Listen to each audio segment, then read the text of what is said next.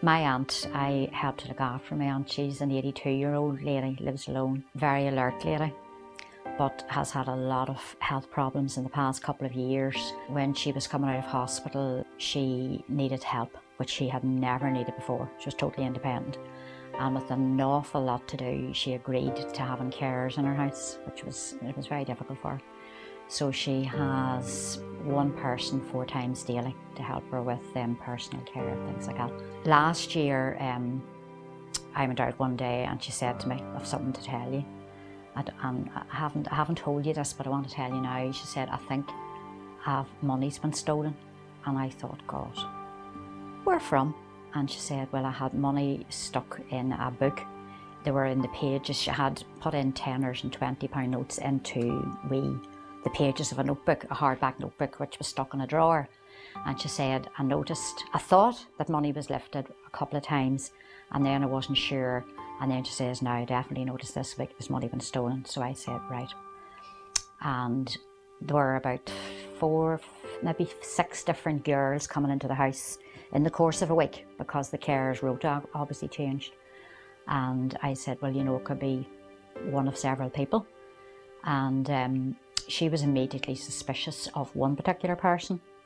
And I said, look, you can't really do that, but we'll have to see what we can do. So I said, I tell you what, put the amount of money back in again into your book, and you and I will write down what you've in it, and we'll write down what time it is now that you're doing that. So when you just keep your wee eye on it. So she put the money back in that evening, and then nothing happened. And then the next morning, she checked after the carers went, and that was the way we did it. So I think it was the 3rd time the next day, there was money, and she rang me and she said that there was, I think it was £20 was gone. And then we did it again, and the next couple of times nothing happened, and then the next particular day there was a tenner gone. And we wrote that down. I wrote it down on a bit of paper, and then we looked to see who the person was, and then we discovered that it was this particular girl. And it wasn't the girl that she suspected at all, it was somebody totally different. So then, because I have a background in social services and working with older people, I knew what to do, so I contacted social services.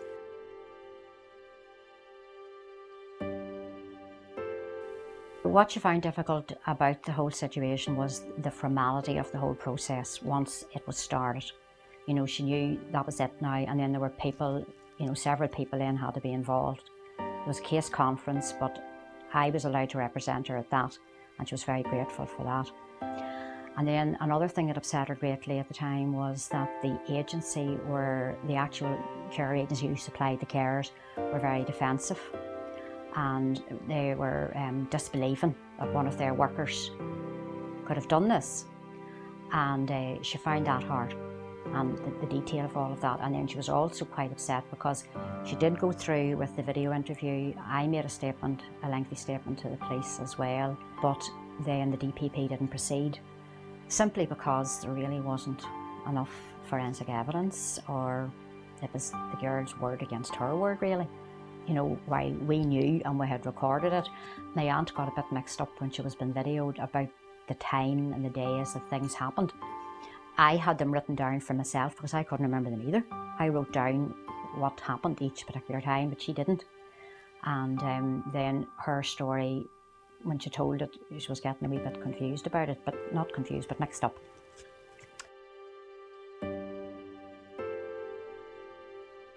The outcome for my aunt, that girl was suspended, but we found out, she knew from the other girls who were coming to her that she actually was working in an office job in the agency. But then when the DPP didn't proceed, she thought, well, what was the point of all that?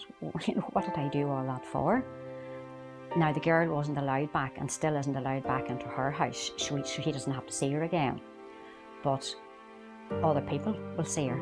So what my aunt really cared about the whole time was other people, and this happening to other people, and she still worries that girl could be doing this to other people. Well, the whole incident, first of all, I noticed it made her feel foolish, was one of the first things. She was very embarrassed, and she was insulted to think that, you know, someone who was in her house and being treated in a very friendly way by her would do this to her. And she had an alarm system to stop people breaking in, but yet this was something that happened to her in her own home. And she was also very worried because she knew that this girl was going to several other houses. I think it was the fact that it happened in the house, in her own home, and this girl was very friendly towards her, seemed to be very caring. She was involved in personal care, and it was the idea that she would do this on her. That was the most upsetting thing that she found, and the fact that it was being done in a very kind of almost sneaky way, not, you know, taking a wee bit of money as if maybe she wouldn't have noticed, and then doing the same thing a few times later, you know, and then maybe after she'd done it, coming back down into the room again and smiling and talking to her.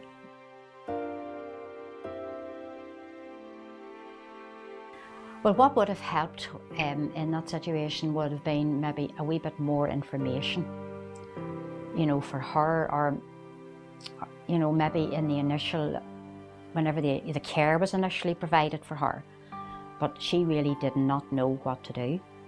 She didn't know who she should talk to. She actually then, she wanted to talk to me about it, but she wasn't going to do anything about it initially. She felt she could just leave it.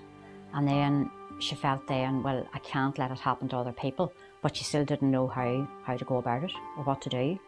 So I suppose more information for older people.